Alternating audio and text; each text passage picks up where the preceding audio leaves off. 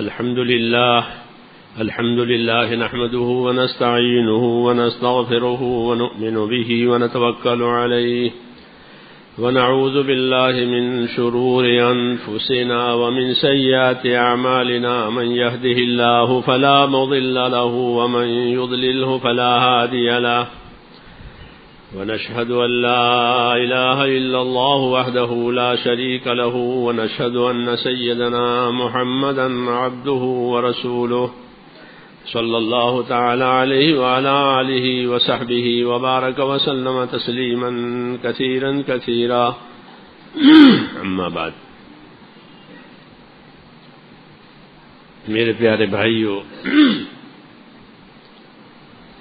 اللہ تبارک و تعالی آپ کی مشائی کو، محنتوں کو قبول فرماوے اور ہم سب کی مغفرت فرما کر اللہ تعالی اس کام کو قبولیت نصیب کرے اور اس کو اللہ ہدایت کا ذریعہ بنا دے۔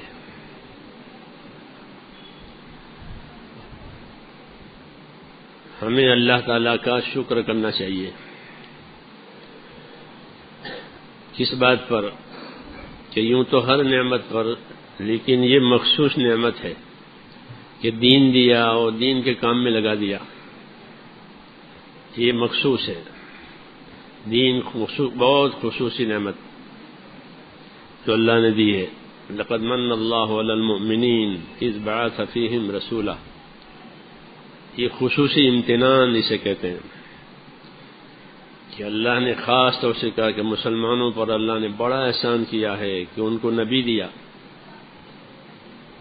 ہاں، نبی دین کے لیے ہوتا ہے، نبی اطاعت سکھانے کے لیے ہوتا ہے، یہی ان کے آنے کا مقصد ہوتا ہے نبی کے آنے کا، کہ وہ لوگوں کو دین سکھاوے، اطاعت سکھاوے، تاکہ زندگی کے ہر کام میں دین اس طرح آ جاوے جس طرح بدن کے ہر حصے میں روح پھیلی ہوئی ہے۔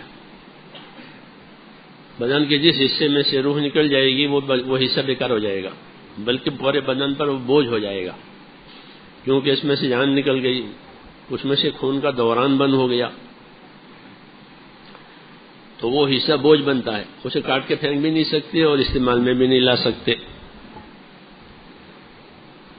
ایسے ہی زندگی کا کام کہ اس میں دین نہیں ہے، یا وہ طبقہ جس میں دین نہیں ہے،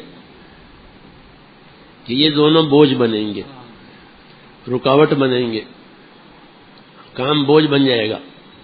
کام بوجھ بنے گا اس لیے کہ اس پر اللہ تعالیٰ کچھ دے گا نہیں، کیونکہ اس میں دین نہیں تھا۔ دین نہیں تھا تو نہیں دیں گے۔ کہ دین تو روح ہے، اور بغیر روح کی چیز مردہ ہوتی ہے، اور مردے کی قیمت نہیں ہوتی۔ ایسے ہی دنیا کے کام کہ اگر اس میں دین داخل نہیں ہوا وہ مردہ ہے۔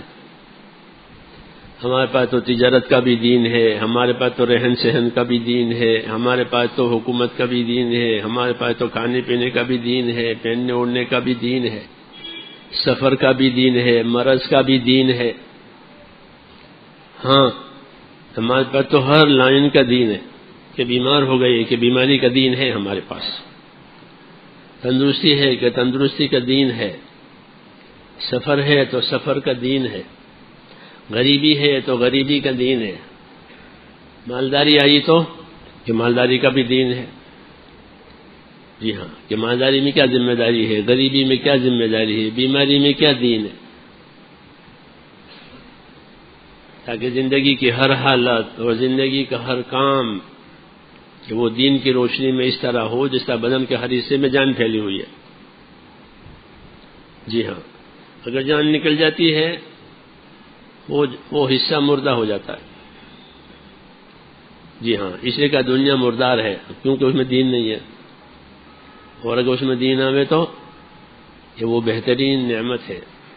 دنیا کا مال، دنیا کے اسباب، جو اس میں دین لایا گیا، ہاں، تو یہ بہترین سہارا ہے۔ نعم المعونہ، اسے کہا نعم المعونہ، بہترین سہار۔ جیسے گرم کھانا تندرست آدمی کے لیے کتنا اچھا لگتا ہے، اور ٹھنڈا پانی کتنا اچھا لگتا ہے کہ وہ بدن کو بھی سہار دیتا ہے، ایسے ہی کہ دنیا کا ساز و سامان کہ وہ دین کے ساتھ کہ وہ بہترین سہارا ہے، بہترین سہارا ہے، اس لیے دنیا نعمت بن جاتی ہے دین کی وجہ سے۔ اس لیے دین لانا ضروری ہے زندگیوں میں دین آوے، ماحول میں دین آوے، دنیا میں دین آوے، یہ ہماری ذمہ داریاں ہیں امت کی، اس لیے کہ امت کو دین دیا گیا ہے، امت کے لیے رسول بھیج دیا گیا ہے، تو وہ اپنے رسول کی تابعداری میں اپنا کام کرے گی، تو پھر ان کی دنیا صاف ستھری ہے، صاف ستھری۔ مسنون دعاؤں میں یہ دعا مانگی گئی، معصور دعاؤں میں، اللہم انی اسألک عیشۃ نقیہ، اے اللہ میں آپ سے صاف ستھری زندگی چاہتا ہوں، عیشۃ نقیہ، صاف ستھری زندگی، پریشانی بھی نہیں ہے، گناہ بھی نہیں ہے، ہاں، عیشۃ نقیہ، صاف ستھری زندگی، ہلکی پھلکی زندگی، جی ہاں، حقوق ادا کرانے والی زندگی، یہ عیشت النقیہ ہوتی ہے، احسان کرانے والے دوسروں پر احسان کریں، کچھ عیشت النقیہ کہ اللہ میں آپ سے صاف ستھری زندگی چاہتا ہوں، عیشت النقیہ، ومیتۃ سویہ، اور ڈھنگ کی موت، بے ڈھنگی موت نہیں، اطاعت والی، توبہ والی، مغفرت والی، یہ موت، عیشۃ نقیہ ومیتۃ سویہ، یہ ڈھنگ کی موت، بے ڈھنگی موت نہیں، جی ہاں، بغیر توبہ کی موت یہ بے ڈھنگی موت ہوتی ہے، بہت سخت ہوتی ہے کہ بغیر توبہ کی موت آئی، بغیر اللہ کی طرف رجوع کی یہ موت آ گئی۔ جی ہاں، یہ چیزیں مانگی اس لیے ہیں تاکہ لوگ اس کو عمل میں لائیں، مانگ کے سکھاتے ہیں اور حکم دے کے بھی سکھاتے ہیں، یہ حضور کی ذمہ داری تھی کہ آپ نے بعض چیزوں کے حکم دے کے سکھایا کہ یہ کرو، یہ کرو، یہ کرو، یہ کرو، اور بعض چیزوں کو مانگا تاکہ لوگ اس کو سمجھیں کہ یہ ضروری ہے۔ جی ہاں، تو حضور اپنی دعا میں بھی نبی ہیں، اپنی دعوت میں بھی نبی ہیں، دونوں پہلو سے آپ نبی ہیں، اپنی دعاؤں میں بھی نبی ہیں کہ دعاؤں میں بھی وہ باتیں مانگی ہیں جس کی دعوت ہے، جس پر عمل کرنا ہے، جس پر چلنا ہے، جو ہماری ضروری ہے، اور دعوت کے ذریعے تو ساری چیزیں بتائی ہیں کہ یہ کرنا ہے، یہ کرنا ہے۔ تو نبی اپنی دعوت میں بھی نبی ہوتا ہے، نبی اپنی دعاؤں میں بھی نبی ہوتا ہے، اللہ کے لیے کیا کرنا ہے اور اللہ سے کیا لینا ہے اس کے راستے بتائے کہ اللہ کے لیے یہ کرنا اور اللہ کے لیے یہ لینا، اللہ سے یہ علم مانگنا، اس لیے دین ہر حال میں ضروری ہے۔ جی ہاں، اس کی یہ محنت ہو رہی ہے، تو میں نے کہا اس پر ہمیں اللہ تعالیٰ کا شکر کرنا چاہیے کہ اللہ نے ہمیں اس کام پر لگا رکھا ہے، اس کا شکر جتنا ہوگا یہ بڑھے گی، ہاں، اس کی حفاظت ہوگی، ہاں، اس کی ترقی ہوگی۔ شکر کرنے والوں کو اللہ زیادہ ہی دیا کرتے ہیں، وہ محروم نہیں رہتے، ان کی نعمتوں میں اضافہ ہوتا ہے اور ان کو اجر بھی دیا جاتا ہے، دونوں، ان کی نعمتوں میں بھی اضافہ ہوگا شکر کرنے کی وجہ سے، اور انہیں ثواب کہ شاکرین کا ثواب دیں گے، صابرین کو بھی ثواب دیتے ہیں، وہ بے حساب دیتے ہیں، شاکرین کو بھی ثواب دیتے ہیں، ان کا بھی مخصوص ثواب ہے، اور صبر کرنے والوں کا ثواب کہ وہ تو بے حساب ہے۔ تو اس پر اللہ تعالیٰ کا شکر کرنا چاہیے کہ ہم کو اللہ نے اس میں لگا دیا۔ کہ شکر کا کیا اثر ہوگا؟ تو شکر کا اثر استقامت ہوتا ہے، شکر کہ ہم شاکر ہیں، ہم شکر گزار ہیں، کہ اس کا تمہاری زندگی میں کیا اثر آیا؟ تو شکر کا اثر کیا ہوتا ہے؟ استقامت، پابند ہو گئے، تو جو پابند ہوا وہ شکر گزار ہے، جو آزاد ہوا وہ شکر گزار نہیں ہے، آزاد ہو گئے۔ آزاد ہو گئے، ذمہ داری پر نہیں رہے، آگے نکل گئے. یہ شاکر نہیں ہے، انہوں نے قدر نہیں کی ہے. نعمت کی بھی قدر نہیں ہوئی اور نعمت دینے والے کی بھی نہیں ہوئی. ہاں کہ آگے نکل گئے. اور جو استقامت پر ہے وہ شاکر ہے، وہ شکر گزار ہے. ہاں کہ اللہ نے ہمیں یہ دیا ہے تو ہم اس کے تقاضے پر پابند ہیں. تو جو اس کے تقاضے پر پابند ہے وہ شاکر، وہ شکر گزار ہے. یہ خاص سبق ہے ہمارا. جی ہاں، تو اس لیے اس کی نیت کرو کہ ہم اس پر استقامت سے رہیں گے. ہاں استقامت اس لیے ضروری ہے کہ دنیا حالات کا گھر ہے، اس لیے استقامت ضروری ہے. یہاں حالات پیدا ہوتے ہیں، اچھے حالات آتے ہیں، اچھے حالات آتے ہیں، تو اچھے حالات میں بھی استقامت ضروری ہے، نہیں تو آدمی پھنس جائے گا. اچھے حالات اس کو پھانستے ہیں. جیسے کیچڑ ہوتا ہے تو ہاتھی نہیں چل سکتا، کتنا طاقتور ہے ہاتھی، کتنا طاقتور ہے. اسے دیواریں توڑواتے ہیں، وہ بلڈوزر ہوتا ہے نا، ایسا ہے. خانہ کعبہ توڑنے کے لیے اسی کو تو لائے تھے. ایسا طاقتور ہے. لیکن کیچڑ ہو جاوے تو یہ نہیں چلے گا. یہ ہاں حالانکہ نرم ہے وہ، لیکن اس کی ٹانگ نہیں نکلے گی. ایسے اچھے اچھے حالات آدمی کو پھانس دیتے ہیں. جی ہاں، آرام کے حالات، ترقی کے حالات، عزت کے حالات. ہاں یہ اس کی ٹانگ پھنس جائے گی اندر. اس کا ایسے شکر ادا نہیں ہوگا. ہاں نعمتوں کی بہتات ہو جاتی ہے. جب نعمتوں کی بہتات ہو جاتی ہے تو ذمہ داری میں پیچھے ہو جاتا ہے. وہ نعمتوں کو سنبھالتا ہے، جی ہاں اس کے تقاضے پورے کرتا ہے تو وہ پیچھے رہ جاتا ہے. ہاں اس لیے کہتے ہیں نعمتوں کے زمانے میں اپنے آپ کو سنبھالو. یہ حضرت عمر فرماتے تھے کہ نعمتوں کے زمانے میں اپنے آپ کو سنبھالو. ہاں دوسرے لوگ ہماری نعمتیں لے کر خوش ہوں گے کہ یہ تو ماشاءاللہ ان کی حالت بڑے اچھی ہے. جی ہاں لوگ قارون کی حالت دیکھ کر خوش ہوتے تھے، یہ تو بہت خوشحال آدمی ہے، بڑا نصیبدار آدمی ہے. لوگ قارون کو نصیبدار کہتے تھے. ہاں قرآن پاک پڑھو تو آپ کو ملے گا. انہ لذو حظ عظیم، کہ قارون تو بڑا نصیبدار ہے، یہ لوگ کہتے تھے اس کو. ہاں حالانکہ اس سے زیادہ کم نصیب کوئی نہیں ہے. جی ہاں اس کا کوئی مددگار نہیں ہے، وہ ایسا پھنسا ہوا ہے. لیکن لوگ کیا کہتے تھے، یہ خوش نصیب ہے، یہ نصیبدار آدمی ہے، کتنا اچھا ہوتا کہ اللہ بھی ہم کو اس کے جیسا بنا دے. یہ بھی کہتے تھے، یہ بھی کہتے تھے یا لیت لنا مثل ما اوتی قارون انہ لذو حظ عظیم.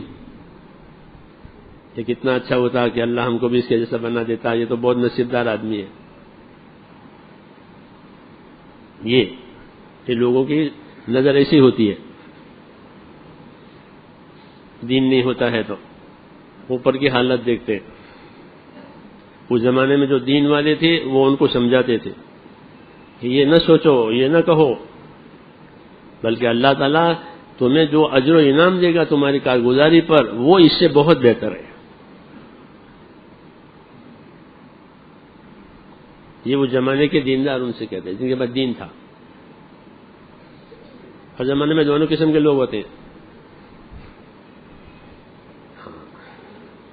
تو میں نے کہا آدمی نعمتوں میں بھی جب پھنس جاتا ہے تو حضرت عمر فرماتے تھے کہ اپنے آپ کو نعمتوں کے زمانے میں سنبھالو، جیسے گناہوں سے سنبھالتے ہو ایسے سنبھالو.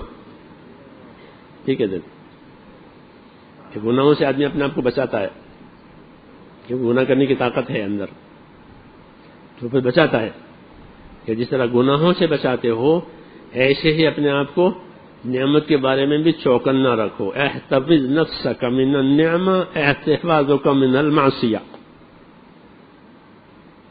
یہ ان کا ارشاد ہے کہ اپنے آپ کو بتکلب نعمت سے، نعمتوں کے زمانے میں سنبھالو جیسے گناہوں سے اپنے آپ کو بتکلب سنبھالتے ہو. ہاں، کیونکہ نعمتوں کا حق ادا ہونا آسان نہیں ہے. ہاں، تو میں نے کئی ایک حال ایسا آدمی پر آتا ہے کہ اس پر اللہ تعالیٰ سب چیزیں بڑھا دیتے ہیں، یہ لو یہ لو یہ لو یہ لو. ہاں، اس لیے محنت کر کے اپنی تربیت ہونا ضروری ہے. مگر محنت کر کے اپنے آپ کو ایسا بنایا تو وہ نعمتوں میں بھی استقامت کے ساتھ رہے گا. نعمتوں میں استقامت، کہ نعمت کہاں خرچ ہو، کتنی خرچ ہو، کب خرچ ہو. ہاں، تو وہ شاکر لکھا جائے گا استقامت کی وجہ سے کہ انہوں نے ہماری نعمت کا شکر کیا. کہ میری نعمت اللہ نے میرے امتحان کے لیے رکھی ہے، میری ترقی کے لیے نہیں رکھی. نعمت ترقی کے لیے نہیں ہوتی، نعمت امتحان کے لیے ہوتی ہے. جی ہاں، آدمی اپنے ایمان اخلاص سے ترقی کرتا ہے، نعمتوں سے نہیں کرتا. وہ دلیل کہ اس کی دلیل یہ ہے کہ سلیمان علیہ السلام اپنے جو اللہ نے ان کو ملک دیا تھا، ان کی دعا پر انہیں ملک دیا تھا، بادشاہ بنا دیا تھا. بہت بڑی بادشاہت دی تھی، بڑی بادشاہ، کہ ایسی بادشاہت کسی کو نہیں ملی. تو وہ فرماتے تھے یہ میرا امتحان ہے، میری ترقی نہیں ہے. لیبلونی اشکر ام اکفر، کہ اللہ یہ ملک دے کر اب مجھے بھی دیکھے گا کہ میں اس کا شاکر بنتا ہوں یا ناشکرہ بنتا ہوں. تو انہوں نے اپنے ملک کو ترقی کا معیار نہیں بتایا. ہاں، کہ مجھے ملک ملا ہے کہ یہ میری ترقی کا معیار نہیں ہے. اب میری ترقی، میری استقامت اس کے اندر دیکھی جائے گی کہ میں اس میں اللہ کا کتنا تابعدار رہتا ہوں، کتنا پابند رہتا ہوں. ہاں، یہ انبیاء کرام کی بات ہے. ہاں، اور ہم اسی راہ پر ہیں، نبیوں کی راہ پر. اس لیے ہماری سوچ، ہماری ترتیب وہی ہوگی کہ ہم کسی نعمت کو اپنی ترقی نہیں سمجھیں گے، بلکہ اس نعمت میں کیا شکر ہوا، کیا حق ادا ہوا، وہ ہماری ترقی ہے. سمجھ میں آئی نا بات؟ تو دنیا حالات کا گھر ہے. اچھے حالات دے کر کے اللہ تعالیٰ دیکھیں گے کہ یہ کیسے چلتے ہیں. تو ہمیں ایسی ترتیب بنانی چاہیے اچھے حالات میں بھی کہ جو کام جتنا پہلے کرتے تھے اس سے زیادہ کریں، کیونکہ حالات ٹھیک کر دیے، حالات ٹھیک کر دیے اور اچھے کر دیے ہیں کہ پھر اللہ کو بھی اپنا اچھے حال کا شکر گزار بناؤ کہ پہلے میں اتنا لگاتا تھا، پہلے میں اتنی عبادت کرتا تھا، اتنی محنت کرتا تھا، اب میری حالت اور بہتر ہو گئی. تو اب کیا ہے کہ اچھے حالات سے آرام لینا چاہیے کہ نہیں، اچھے حالات سے شکر کرنا چاہیے. یہ سنت پیغمبر ہے. کیا ہے؟ سنت پیغمبر. اور سنتوں میں ہدایت ہوتی ہے. ہدایت کس میں ہوتی ہے؟ ہدایت سنت میں ہوتی ہے. ابن مسعود فرماتے تھے کہ اگر نبی کی سنت چھوڑو گے تو گمراہ ہو جاؤ گے. یہ فرماتے تھے وہ کہ نبی کی سنت چھوڑ دو گے تو یا پھر گمراہ ہو جاؤ گے. دوسرا راستہ نہیں ہے، ایک ہی راستہ ہے نبی والا، دوسرا راستہ بند کر دیا اللہ نے. ایک راستہ کھلا رکھا محمد رسول اللہ کا. اس لیے فرمایا لو ترکتم سنت نبیکم لضللتم، کہ نبی کے راہ چھوڑ دو گے پھر گمراہ ہو جاؤ گے. تو یہ سنت پیغمبر ہے کہ حالات اچھے کیے تو کہ اپنی ڈیوٹی، اپنا وظیفہ اور اچھا ہو جائے گا. اور اس کی دلیل یہ ہے کہ حضور صلی اللہ علیہ وسلم سے یہ پوچھا گیا کہ آپ اتنی عبادت کرتے ہیں کہ آپ کے پاؤں پھٹے جاتے ہیں ورم سے، حالانکہ آپ تو بخشے بخشائے ہیں، کوئی سوال جواب نہیں ہے آپ سے. کوئی کارگزاری نہیں پوچھی جائے گی. ہاں کوئی آپ کا گناہ نہیں ہے. پھر آپ اتنی محنت کرتے ہیں تو کیا جواب دیا؟ یہی جواب دیا کہ جب مجھ پر اللہ نے انعام اکرام کیا ہے تو میں اس کا شکر گزار بندہ نہ بنوں، پڑھ کے سو جاؤں؟ ہاں میرا انعام اکرام ہوا ہے، اور ایسا کسی بندے کا نہیں ہوا جیسا آپ کا ہوا ہے. ہاں تو یہ اس کے شکر گزاری میں یہ ہو رہا ہے کہ اتنی عبادت اور اتنی محنت کہ صحابہ یہ کہتے تھے کہ حضور صلی اللہ علیہ وسلم کے ہاں راحت تھی نہیں، لیست لہو راحہ، آپ کے لیے راحت تھی نہیں. تو کتنا کام کرتے ہوں گے؟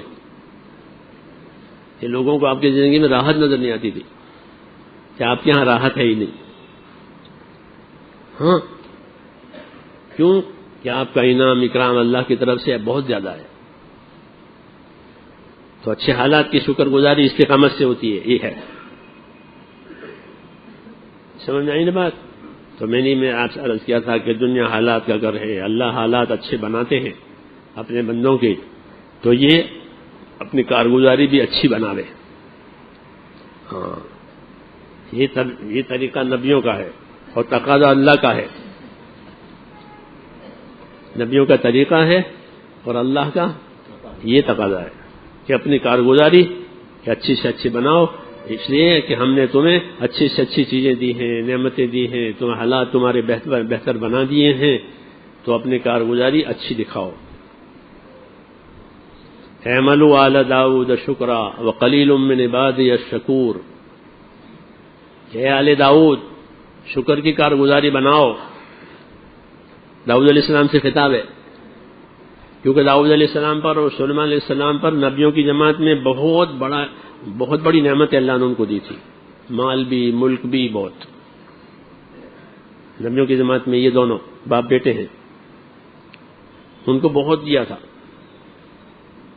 ہاں تو اس نے کہا کہ اپنی کارگزاری یا شکر کی بناؤ، تمہیں ہمیں نعمتیں دی ہیں. ہاں اس لیے کہ میرے بندوں میں شکر گزار تھوڑے ہیں، یہ اللہ کی رپورٹ ہے. ہاں یہ کس کی رپورٹ ہے؟ اور سوچو کیسی ہوگی؟ کسی اور رپورٹر نے نہیں کہا، اللہ نے کہا. وقلیل من عبادی الشکور، کہ میرے بندوں میں شکر گزار تھوڑے. اور شیطان کی بھی یہی کوشش ہوتی ہے کہ وہ بندوں کو شکر گزار نہ رہنے دے. ہاں یہ اللہ سے اس نے کہا تھا شیطان نے کہ میں ایسی محنت کروں گا کہ تیرے بندے تیرے شکر گزار نہیں رہیں گے. ہاں وَلَا تَجِدُ أَكْثَرَهُمْ شَاكِرِينَ، کہ تیرے بندے اکثریت وہ ہوگی جو تیرا شکر نہیں کرے گی، میں ان کو ایسا بنا دوں گا. ہاں بہت بڑا دشمن ہے اللہ کے منشا کے خلاف. اللہ کا منشا یہ ہے کہ یہ شکر گزار رہیں، اس کی یہ ہے محنت کہ یہ شکر گزار نہ رہیں، یہ اپنی نعمتوں میں پھنسے رہیں. یہ سب چیزیں سمجھنے کی ہے. جی ہاں، تاکہ رسم نہ ہو جاوے، رواج نہ بن جاوے کہ سمجھ کے کرے آدمی کام. تو اللہ تعالیٰ نے خوشحال بنایا. حضور نے فرمایا تمہارے حالات اچھے ہو جائیں گے، مال تمہارے لیے بڑھ جائے گا، تمہارے اوپر دنیا پھیل جائے گی. اس کی خبر دی ہے، وہ ہو رہا ہے. ہاں وہ ہو رہا ہے. تبسط علیکم الدنیا، تمہارے اوپر دنیا پھیل جائے گی. تو پھیل گئی وہ. ہاں اس لیے ہمیں اپنی ذمہ داری پر باقی رہنا ہے. دنیا پھیلا رہے ہیں، اللہ دے رہے ہیں نعمتیں اور ہر قسم کی چیزیں دے رہے ہیں، ہر جگہ دے رہے ہیں، ہر جگہ دے رہے ہیں. اس کو دیکھتے رہیں، پھر اس نعمت کے شکر گزاری میں کہ اپنے تقاضے اور اپنی ذمہ داریوں کو بڑھاویں اور وزنی بناویں، اس کو سر سے اترتی ہوئی نہ بناویں ہلکی، بلکہ اپنی ذمہ داریوں کو کہ وزندار بناویں، کہ اس کا وزن اترے اللہ کے یہاں۔ جی ہاں، وزن اترنا چاہیے، تولی جائے گی نا ہر چیز تو اس کا وزن اترے۔ جو چیز یہاں وزندار ہمارے اوپر ہوگی کہ وہ وہاں وزندار اترے گی، اور جس چیز کو ہم نے ہلکا بنا دیا تو وہ ہلکی اترے گی، کیونکہ ہم نے اس کو ہلکا بنایا۔ اس لیے اپنی قربانیوں کو، اپنی عبادتوں کو، اپنی محنتوں کو وزندار بنانا ہے تاکہ اس کا وزن اترے۔ جب یہاں وزندار بنے گی قربانیاں اور محنتیں تو وہ باطل کے مقابلے میں وزندار بنے گی، پھر باطل ہلکا ہوگا۔ ہاں، نہیں تو باطل وزندار ہوگا، اس کا پلہ اڑ جائے گا۔ ہاں، اس لیے شکر گزاری کی ایک بات یہ بھی ہے کہ اپنے اندر ایسی استقامت پیدا کریں کہ ہماری قربانیاں، ہماری عبادتیں، ہماری سب چیزیں وزندار بنیں، کہ جو اللہ کے ہاں قابل وزن ہو، کہ ہاں اس کا وزن ہوگا۔ اس کا وزن اخلاص سے ہوتا ہے، اس کا وزن قربانیوں سے ہوتا ہے، بے نفسی سے جو کام ہوتا ہے اس کا وزن ہوتا ہے، بے نفسی کے ساتھ۔ تو ہم اپنے کام کو کہ بے نفسی کے ساتھ، جی ہاں، جب کام بے نفسی کے ساتھ ہوگا تو اللہ اس کی حمایت کرے گا کہ یہ میرے لیے ہوا ہے، اور جب اس میں نفس کا دخل ہوگا پھر اس کی حمایت نہیں ہوگی۔ یہ انہوں نے کیا ہے، کسی کے لیے کیا ہے، جس کے لیے کیا وہ دیکھ لے گا، وہی کہ بے نفسی کے ساتھ کیا ہے۔ ہاں، اپنی ذمہ داریوں کو پورا کرنا، تو اپنی ذمہ داریوں کو ہم پورا کریں، خوشحالی میں اس کو وزندار بناویں، کہ خوشحالی ہمارے ہاں ترقی نہیں ہے بلکہ خوشحالی ہمارے مذہب میں امتحان ہے۔ جیسے میں نے سلیمان علیہ السلام کی بات کہی، یہ امتحان ہے میرا ملک، حالانکہ نبوت ہے آپ کے پاس، کوئی دوسری بات ہی نہیں ہے، پھر بھی وہ کہہ رہے ہیں کہ یہ میرے لیے میرا امتحان۔ تو ہم اپنی خوشحالی کو، اپنی نعمتوں کو، اپنی تندرستی کو، ہاں، اس کو اپنا امتحان سمجھ کر اس میں کامیاب ہو جائیں۔ کامیابی ہوگی محمد صلی اللہ علیہ وسلم کے طریقوں سے، اور طریقے سے نہیں ملے گی کامیابی۔ ہاں، باقی سب یا تو باطل ہے یا وسائل ہے، یا تو وہ غلط ہیں طریقے، یا پھر وہ وسائل ہیں، یعنی پہنچنے کے راستے ہیں، وہ مختلف ہو سکتے ہیں۔ اس لیے اپنی قربانیوں کو، اپنی ذمہ داریوں کو امانت داری کے ساتھ کرنا، یہ ہمارا امتیاز ہے کہ ہم اپنے کام میں امانت دار ہیں۔ کوئی ہمیں دیکھے نہ دیکھے، کوئی چیک کرے نہ چیک کرے، ہم اپنی چیز پوری کریں گے، ذمہ داریوں کو، اپنے عملوں کو، کیوں کہ اس کو دیکھنے والا اللہ ہے، والناقد بصیر، اور جو اللہ دیکھنے والا ہے وہ بصیر ہے، جو پرکھ کر کے لے گا، ناقد ہے، پرکھے گا۔ کیسے پرکھتے ہیں نا لوگ، ہاں، تو پرکھ کر کے لیں گے، ہاں، صحیح ہے، غلط ہے، اخلاص سے، بغیر اخلاص سے، پورا ہے، ناقص ہے، یہ سب۔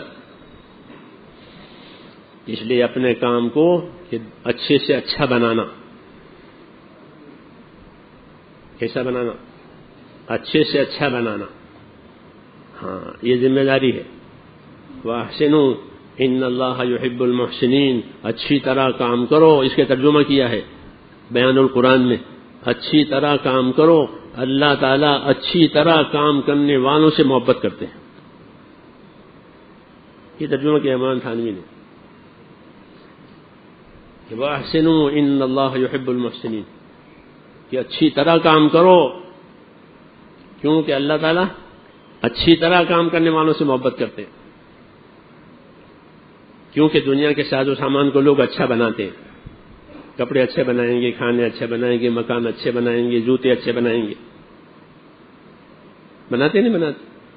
کیوں کہ اپنے لیے بنانا ہے، بیچنے کے لیے نہیں۔ گھر کے آتے ہیں کہ یہ تو ہمارے گھر کی بنی ہوئی ہے، ہمارے پاس لاتے ہیں کھانے پینے کے، مول صاحب یہ ہمارے گھر کی بنی ہوئی ہے، گھر کی، یعنی بازار سے نہیں لائے،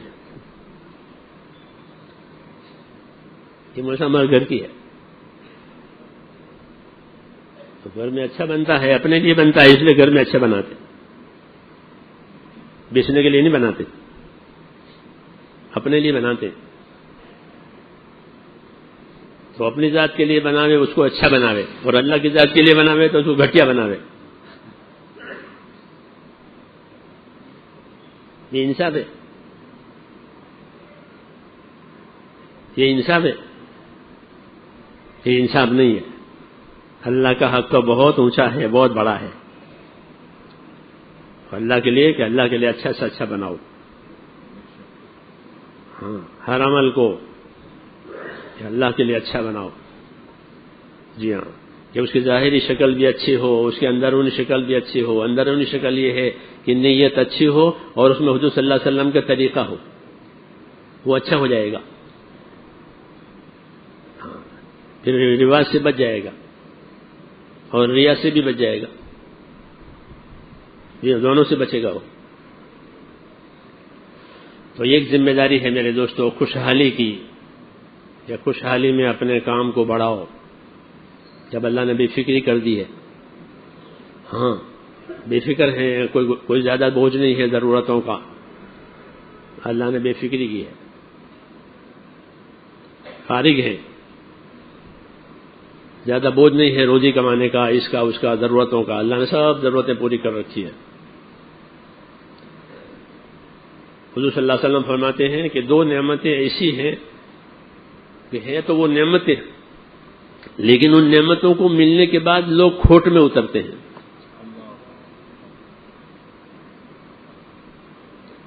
کس میں؟ کھوٹ میں اترتے ہیں. ہے نعمت، یہ وہ کون سی نعمت ہے کہ ایک نعمت تو فراغت ہے، آدمی فارغ ہے، کچھ نہیں ہے، نہ کوئی بوجھ ہے، نہ کوئی فکر ہے، نہ کوئی ضرورت باقی ہے، سب ضرورت اللہ نے پوری کر دی ہے، فارغ ہے. یہ بڑی نعمت ہے. آدمی فارغ ہے کہ اس فراغت کو اللہ میں لگاوے، تب تو کھوٹ میں نہیں رہے گا.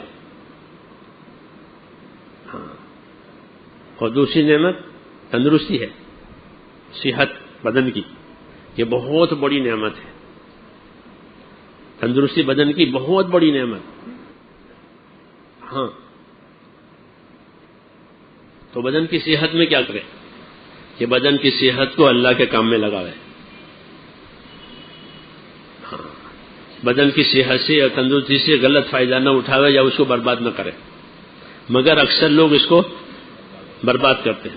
تندرستی کے زمانے میں کام نہیں کرتے، فراغت کے زمانے میں کام نہیں کرتے، پھر کام بڑھ گیا تو کہا ہم مشغول ہو گئے، بیجی ہو گئے، بیجی. جی ہاں، وہ بیمار ہو گئے، اللہ بچاوے. اب کیا کرے گا؟ محتاج ہو گیا بیماری کی وجہ سے، اللہ حفاظت کرے. اس لیے یہ دو نعمتیں ہیں. ہاں، اس کے خاص طور سے آپ نے نشاندہی کی ہے کہ ان دونوں نعمتوں میں کھوٹ میں نہ اترے، بلکہ اپنے کام کو اچھا سے اچھا بناوے. اپنے ذمے کیا کام ہے، کیا تقاضے ہیں، کیا ذمہ داری ہے، جی ہاں یہ بناوے اس کو. اور اگر حالات اچھے نہیں ہیں تو بھی حالات اچھے نہیں ہیں تو حالات کا اچھے نہ ہونا یہ آدمی کی گراوٹ نہیں ہے، یہ آدمی کی گراوٹ نہیں ہے، بلکہ حالات کا ناگوار ہونا کہ یہ بھی ایک امتحان ہے اللہ کی طرف سے، کہ اللہ ناگوار حالت ڈال کر دیکھیں گے کہ یہ کتنا صبر کرتا ہے، کتنا جمتا ہے. تو گھبراویں نہیں کہ حالات ٹوٹ گئے، کیونکہ ٹوٹے ہوئے حالات میں شیطان آ کر آدمی کو نا امید بناتا ہے کہ تمہارے حالات تو بنے نہیں، کتنے دن سے چل رہے ہو، کتنے دن سے مانگ رہے ہو، دعا کر رہے ہو، کچھ نہیں ہوتا. ہاں، تو اس کو نا امید بناتا ہے اللہ سے. ہمارے مذہب میں نا امیدی کفر ہے، اللہ سے نا امید ہونا یہ کفر ہے. ہاں، یہ آدمی کسی حال میں بھی اللہ تعالیٰ سے نا امید نہ رہے. ہاں، کہ تمہارے کام بننے میں کبھی دیر کریں گے، اللہ بناویں گے کام بنانے والا کون ہے؟ اللہ. بگڑی بنانے والا اللہ. جبار اللہ کا نام ہے جبار. جبار کے معنی زبردست قوت والا بھی ہے. جبار کے معنی ہے بگڑی بنانے والا، ٹوٹی ہڈی جوڑنے والا. ہڈی ٹوٹ گئی کہ جوڑ دیں گے اس کو، ترجمہ ہوتا ہے اس کا. جبر کا معنی جوڑنا. ہاں تو اللہ جبار ہے کہ ٹوٹی ہڈی ٹوٹ جائے گی، ٹوٹی ہوئی حالت ٹھیک ہو جائے گی، بگڑی ہوئی حالت ٹھیک ہو جائے گی. نام ہے اللہ کے. تو اللہ تو نام کا بھی ہے اور کام کا بھی ہے. ہاں ہمارے معبود کی یہ خصوصیت ہے کہ جتنے اس کے نام اتنے اس کے کام. باطل معبود نام ہی نام ہوتے ہیں ان کے، وہ کچھ کام نہیں کرتے. ہاں خالی نام ہوتے ہیں. ہمارا اللہ نام اور کام اور شان کے ساتھ ہے. اللہ کی اپنی شان ہے. جی ہاں، تو اللہ کی اپنی شان ہے. تو نبیوں کے کاموں میں اللہ اپنی شان کھولتے ہیں. کیا کھولتے ہیں؟ اپنی شان کھولتے ہیں. اس لیے نبیوں کے حالات جو ہیں تنگ ہو جاتے ہیں، پھر اللہ ان کے حالات بنا دیتے ہیں تاکہ انہیں پتہ چلے کہ کام بنانے والا کہ اللہ ہے. ہاں حالات ٹوٹ جاتے ہیں نبیوں کے اور پھر ان کے حالات بن جاتے ہیں. تو کس نے بنائے؟ کہ اللہ نے بنائے. دیکھو حضور صلی اللہ علیہ وسلم کے ماں باپ مر گئے. سوچو کہاں سے حالات ٹوٹ رہے ہیں. شروع سے کہ باپ کو تو آپ نے دیکھا ہی نہیں، کیونکہ آپ کے پیدائش سے پہلے وہ دنیا سے چلے گئے. پھر ماں کو 6 سال تک دیکھا. آپ کی عمر 6 برس کی تھی جب ماں چلی گئی. مدینے لے کر گئی تھی، واپسی میں راستے میں انتقال ہو گیا. ابوا میں مدینے سے واپس آتے ہیں جو جگہ ہے ابوا، ابھی بھی ہے وہ جگہ. وہاں گاڑیاں روکتی ہیں، چائے وائی پیتے ہیں، ایک مسجد بھی ہے وہاں. ہاں تبلیغ کے ساتھ حج کرو تو سب چیزیں ملیں. لوگ پیسے سے حج کرتے ہیں، اس لیے جاتے ہیں آتے ہیں اڑ کے، باقی چیزیں ان کو نہیں معلوم ہے. اور یہ سب ہیں. تو ابوا نام ہے جگہ کا مدینہ کے راستے میں، ابھی بھی ہے. پوچھو ہر مرتبہ کہ یہ ابوا آ گیا. تم کو معلوم ہے کہ حضور کی والدہ کا انتقال وہیں ہوا تھا. 6 سال کے تھے، لے کر آ رہی تھی.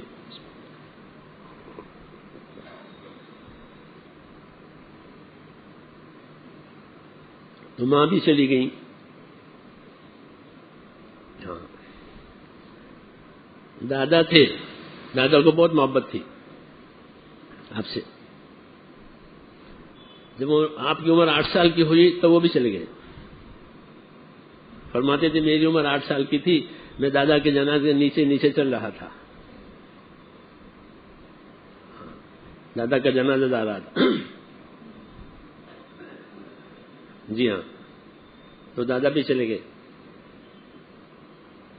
پھر چچا نے پالا، اور چچا کی حالت مالی اچھی نہیں تھی، بال بچے دار تھے چچا. تو خاندان کمزور تھا مالی اعتبار سے. تو حضور فرماتے تھے میں نے بکریاں چرائی ہے پیسوں سے. جی پیسوں سے، یعنی بکریاں چرانے کی اجرت لی ہے. قراری ایک قیرات، ایک سکہ مدینہ مکے میں چلتا تھا قیرات، جیسے ہمارا روپیہ ہے. تو مجھے بکریاں چرانے پر وہ چند قیرات ملتے تھے. میں نے مکے والوں کی بکریاں چرائی. ہاں شروع سے حالات ٹوٹ رہے ہیں. سمجھ میں آئی نا بات؟ یہ تو پھر حالات کس نے بنائے؟ ہاں اور آخر تک پھر نبوت ملی تو اور مشکلیں کھڑی کر دی لوگوں نے. جی ہاں بہت مشکلیں کھڑی کر دی، بہت ایذائیں ملی. کوئی چیز باقی نہیں رہی ایذا کی، ہر قسم کی ایذا ہو گئی. ہاں یہ سب چیزیں ہوتے ہوئے پھر اللہ نے حالات بنا دیے. ہاں یہ نبیوں کی زندگی کہ ان کے حالات ٹوٹ گئے اور انہوں نے اپنے کام کو سنبھالا اسی حال میں، پھر اللہ نے حالات بنا دیے. ہاں، تاکہ آپ کی زندگی لوگوں کے لیے نمونہ بنے کہ بھئی ٹوٹے ہوئے حالات میں بھی اگر اللہ تعالیٰ کا کام ہوا اور اللہ کی طرف نگاہ رہی، اللہ حالات دوبارہ بنانے والا ہے. اور حضور اس کی بشارت دیتے تھے کہ حالات بننے والے ہیں اپنے صحابہ کو، کہ گھبراؤ مت، حالات بننے والے ہیں، تم جلدی نہ کرو. اللہ کے یہاں ایک وقت ہے، جیسے حیات موت کے اوقات ہوتے ہیں نا، ایسے اس کے اوقات ہیں. جلدی نہ کرو، حالات بننے والے ہیں. تو ایسے ہم کو بھی ہے کہ خدا نہ خواستہ اگر حالات ٹوٹے ہوئے ہیں تو گھبراؤ مت، حالات بننے والے ہیں کہ اللہ حالات بناوے گا. جس طرح رات کے اندھیرے سے دن کا اجالا لاتا ہے کہ رات پوری اندھیر ہو گئی، کہیں بھی اجالا نہیں ہے، اور پھر اللہ لاتے ہاں رات کو دن سے بدل دیتے ہیں، ایسے حالات بدل دیں گے. یہ تسلی دی ہے. تو اس میں اللہ تعالیٰ کو اپنا کام دکھاویں، جتنی طاقت ہے اتنا، کتنا جتنی طاقت ہے اتنا دکھاویں. یہ امانت داری کی بات ہے، ہماری اتنی طاقت ہے تو اس سے زیادہ بوجھ نہیں ڈالیں گے اللہ تعالیٰ. تو یہ میں نے اس پر عرض کیا تھا کہ دنیا جو ہے وہ کہ حالات کا گھر ہے، کہ دونوں حالتوں کی ذمہ داریاں ہیں، کہ دونوں حالتوں کی ذمہ داریاں پوری ہوگی کہ اللہ پاک دونوں حالتوں کی کامیابیاں دیں گے. انبیاء کرام بھی دو حالات کے، صحابہ بھی دو حالات کے. بعض انبیاء کرام خوشحال، ان کے حالات اللہ نے اچھے بنائے. داؤد علیہ السلام ہے، مالدار ہیں. سلیمان علیہ السلام ہے، یہ لوگ. یوسف علیہ السلام ہے، انہیں عہدہ ملا. ہاں عہدہ ملا مصر کا، یہ مصر کی پوری چابی ان کے ہاتھ میں، اللہ نے ایسا بنایا. اور بعض انبیاء کرام وہ ایک انہوں نے بکریاں چرائی، ان کے پاس کچھ نہیں ہے، لیکن دونوں نے اپنا کام کیا تاکہ امت کے بھی دونوں حال رہیں گے. تو وہ دونوں حال میں اپنا کام سنبھالے، پھر اللہ پاک ان کے کاموں کو بنا دیں گے. اللہ کے وعدے میں کبھی تاخیر ہوتی ہے پورا ہونے میں، وعدہ خلافی تو ہونے کی نہیں ہے. ہاں تاخیر ہوگی، کبھی جلدی ہوگی، کبھی تاخیر سے ہوگی، اور یہ حکمت پر ہے، یہ مجبوری پر نہیں ہے. اللہ مجبور نہیں ہے، لیکن حکمت کا تقاضا ہے کہ اس کو مؤخر کرنا ہے تو اس کو مؤخر کرتے ہیں، مدد کو مؤخر کرتے ہیں. ہاں حکمت کی وجہ سے، یہ نہیں کہ وہاں ختم ہو گیا ہے. تو اللہ تعالیٰ کی حکمت پر بھی یقین ہونا ضروری ہے، اور قدرت پر بھی یقین ہونا ضروری ہے کہ اللہ قدرت والا بھی ہے، حکمت والا بھی ہے. ہاں تو حکمت کی وجہ سے کبھی حالت جو تنگ حالت ہے وہ لمبی ہو جاتی ہے، ہاں کیونکہ حکمت کا تقاضا ہے. کوئی حکمت ہے اللہ تعالیٰ کی، اس کی وجہ سے کر دیا. پھر جب وہ تقاضا حکمت کا پورا ہوئے تو اللہ حکمت سے اس کو ظاہر کرتے ہیں تاکہ لوگوں کے لیے نمونہ بنے کہ اللہ کا وعدہ حق ہے، کسی حکمت سے تاخیر ہوئی ہے، تاکہ گھبراوے نہیں، اللہ سے نا امید نہ بنے، اللہ سے بدگمان نہ بنے. حدیث شریف میں ہے کہ اپنے پروردگار سے اچھا گمان کرو. ہاں اللہ کی ذات پاک ہے، وہاں کوئی کمی نہیں ہے، کوئی نقص نہیں ہے. اس لیے کام کرنے والوں کو چاہیے کہ اپنے اللہ سے اچھا گمان رکھیں. جس طرح یقین رکھتے ہیں قدرت پر، ایسے اللہ سے اچھا گمان رکھیں، اور اچھا گمان رکھ کر کے پھر اچھا کام کریں. تو پھر اللہ تعالیٰ فرمائیں گے کہ میں اپنے بندے کے ساتھ وہ معاملہ کروں گا جیسا وہ مجھ سے گمان رکھے. انا عند ظن عبدی بھی، کہ میں بندے کے ساتھ وہ معاملہ کروں گا کہ جیسے میرے ساتھ گمان کرے. تو اللہ سے اچھا گمان کریں. داعی وہ ہوتا ہے جو اللہ سے اچھا گمان کرے، عابد وہ ہوتا ہے جو اللہ سے اچھا گمان کرے. ہاں اطاعت کرنے والا وہ ہوتا ہے جو اللہ سے اچھا گمان کرے. جیسے اللہ کی قدرت پر یقین ہے، ایسے اللہ سے اچھا گمان بھی کرے تاکہ اس کو شیطان نا امید نہ بناوے. ہاں ورنہ یہ اس کو نا امید بنا کے کاٹ دے گا. جیسے اللہ سے کوئی امید ہی نہیں ہے تو پھر کوئی دوسری جگہ تو امید کی ہے ہی نہیں. اللہ ہی کی ذات ہے جس سے امید کی جاتی ہے. ہاں اس لیے میرے دوستو، ایمان سیکھنے میں یہ سب باتیں شامل ہیں کہ اچھے حالات کا، ناگوار حالات کا دین سنبھالیں، اور دین کے کام کو سنبھالیں، اور اپنی دعاؤں کو اپنا ہتھیار بناویں. کیا بناویں؟ ہاں اپنی دعاؤں کو اپنا ہتھیار بناویں.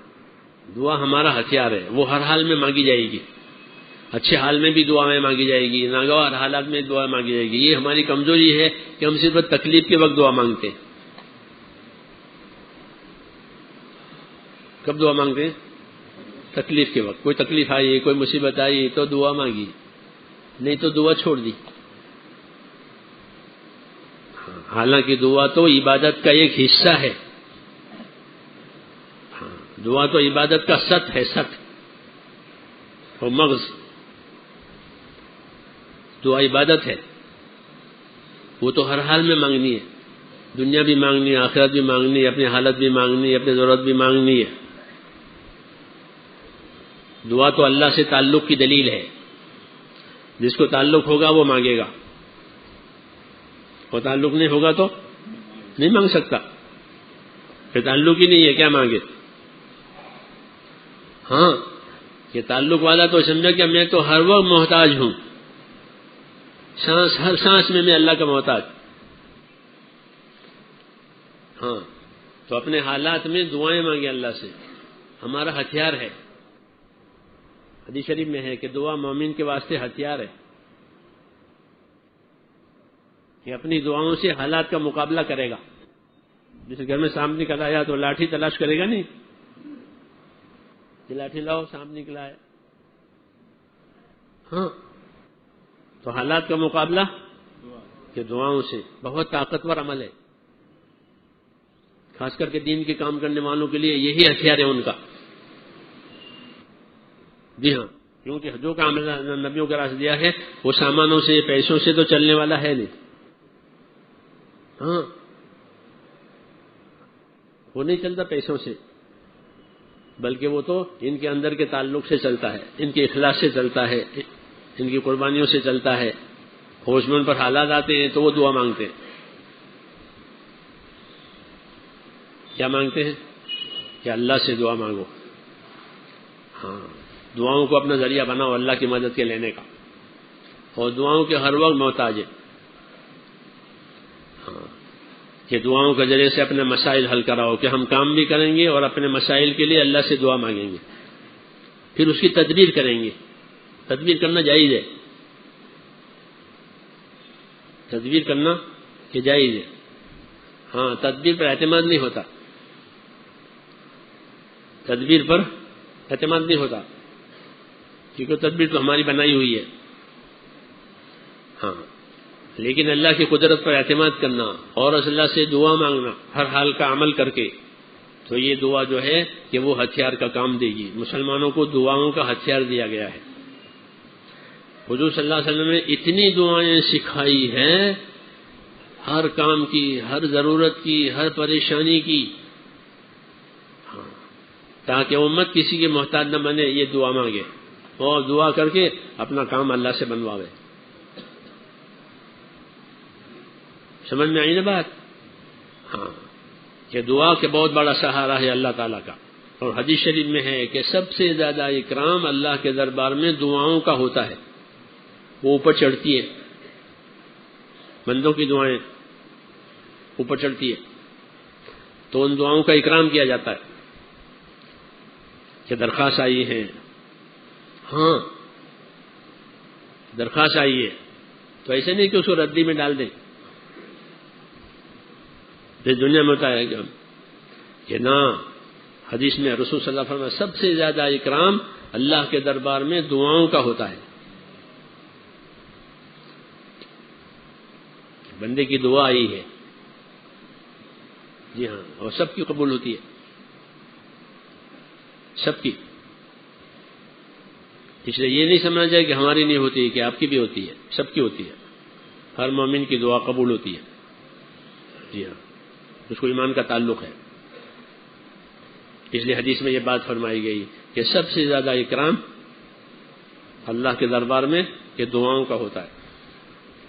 ہاں، لمبی لمبی دعائیں حضور صلی اللہ علیہ وسلم نے مانگی ہے. عرفات کے میدان میں جو دعا مانگی جس پر فیصلے کروائے، وہ بہت لمبی دعا تھی، کیونکہ ظہر اور عصر زوال کے بعد ہی پڑھ لی تھی آپ نے عرفات کے میدان میں. ظہر اثر ایک ہی وقت میں، زوال ہوا پہلے ظہر ہوئی پھر اثر ہو گئی، اب سے لے کر مغرب تک وقت خالی ہے، جو عرفات میں ٹھہرنے کا وقت ہے، تو سارا وقت دعا میں گیا ہے، اور لمبے دن تھے۔ جس زمانے میں آپ نے حج کیا تھا وہ لمبے دن تھے، ہاں، تو یہ سارا وقت کہاں گیا؟ یہ دعائیں مانگی ہے، بہت لمبی لمبی دعائیں مانگی، اور اس دعا میں یہ فیصلہ ہو گیا، یہ فیصلہ ہو گیا، یہ پتہ ہے۔ ہاں، دعا یہ آخری چیزیں تھیں جو حضور صلی اللہ علیہ وسلم کی، ہاں، تاکہ امت نا امید نہ بنے، اور سب زیادہ ان کا اعتماد اللہ تعالیٰ پر آوے، اللہ کا کام کرے، اللہ پر اعتماد کرے، اور اللہ سے مانگے، اس لیے لمبی دعائیں مانگی اور فیصلے کروا لیے کہ بس یہ ہو گیا، وہ آخری حج تھا آپ کا۔ تو یہ ہے ہمارا کام کہ حالات کے ساتھ استقامت، اور اپنی استقامت کے لیے دعا مانگنا۔ دوسری بات ہے اپنی ذمہ داریوں کو سمجھنا، اپنی ذمہ داریوں کو سمجھنا کہ ہماری کیا ذمہ داری ہے۔ تو میرے دوستو، ہماری ذمہ داری مختلف ہے۔ ایک ذمہ داری اپنی ذات کو بنانا، جس اپنے آپ کو آدمی تندرست رکھتا ہے، خوشحال رکھتا ہے، صاف ستھرا رکھتا ہے، اپنے آپ کو دیندار بنانا، یہ پہلی ذمہ داری، ہاں، یہ سب سے پہلی ذمہ داری کہ اپنے آپ کو دیندار بناؤ، کہ ہماری زندگی جو ہے کہ دین کے سانچے میں ڈھلی ہوئی ہو۔ ہاں، میری بات سمجھ رہے ہیں؟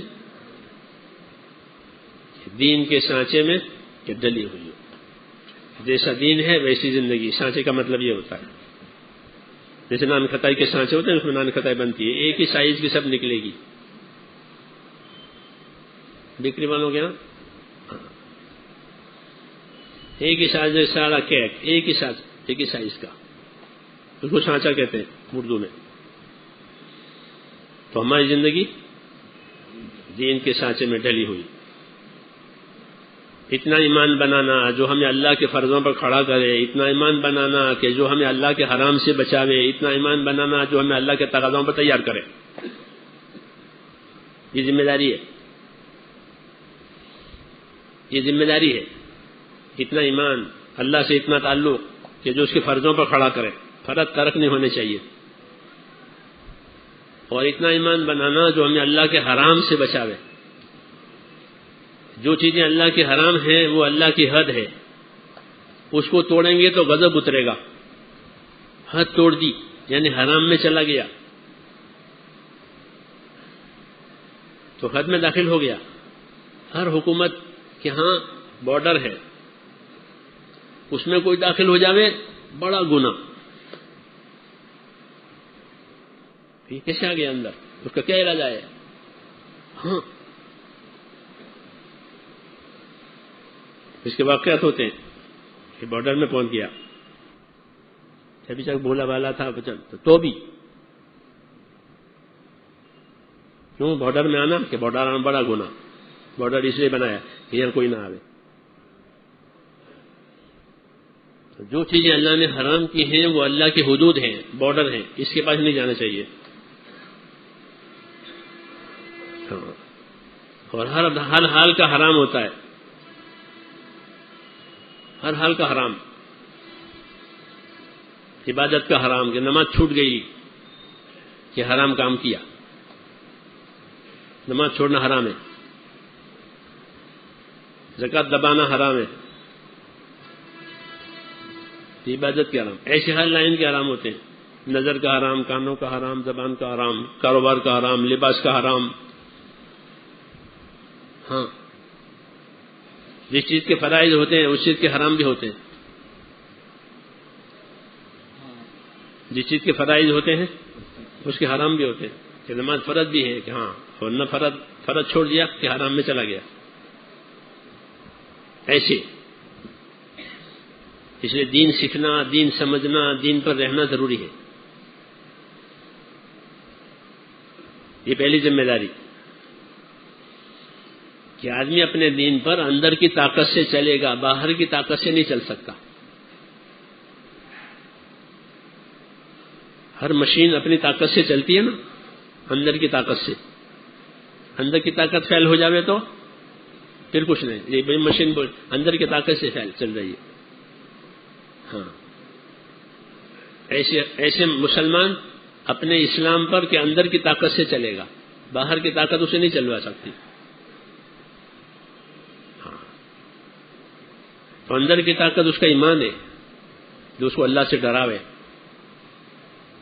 اللہ سے ڈراوے، ایمان اللہ سے ڈراتا ہے. ہاں، اور ایمان اللہ سے ڈراوے، ایمان اللہ سے امیدوار بناوے کہ میرا پروردگار ہے، میرا مددگار ہے. جی ہاں، تو ایمان کی تاثیریں ہوتی ہے. تو اندر کا ایمان بنے گا تو اللہ کی رحمت کی امید میں اللہ کی اطاعت کرے گا، اللہ کے عذاب کے خوف سے اللہ کے حرام کو چھوڑے گا. اس لیے ایمان تیار کرنا ضروری ہے کہ جو اللہ کے فرضوں پر کھڑا کرے، اللہ کے حرام سے بچاوے. اور تیسرا یہ ہے کہ جو اللہ کے دین کے تقاضے ہیں، جو اللہ کے دین کی ضرورتیں ہیں وہ پوری کرے. ہاں، یہ بھی ہر مسلمان پر ہے کہ وہ اللہ کے دین کے تقاضوں پر رہے تاکہ ان کی محنتوں سے اللہ کا دین زندہ رہے. سمجھ میں آئی نا بات؟ یہ اپنے آپ یہ ایک تقاضا جو اپنی ذات سے تعلق رکھتا ہے. ذمہ داری، اپنی ذمہ داری کہ اپنی ذات سے اپنے آپ کو دیندار بناؤ. جو اپنے ذات سے اپنے آپ کو دیندار بناوے گا وہ اللہ کے عذاب سے بچ جائے گا.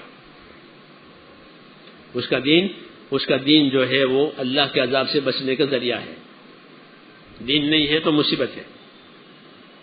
یہ حکم دیا ہے کہ اپنے آپ کو دیندار بناؤ.